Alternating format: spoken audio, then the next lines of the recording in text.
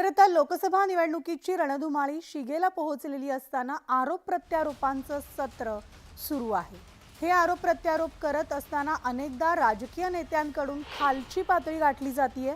अशी सोलापूर इथल्या जाहीर सभेत उद्धव ठाकरेंकडून फडणवीसांवर टीका करताना शब्दांची मर्यादा ओलांडण्यात आली।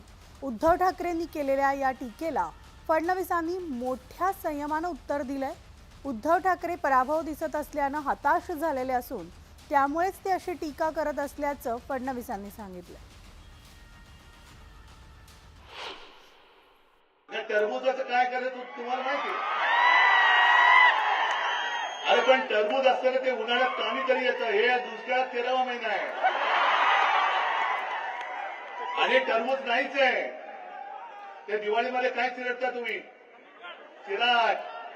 मी त्याला फटूच बोललो होतो, आता बोलत नाही। मी त्याला कलंक पण बोललो होतो, पण आता बोलत नाही,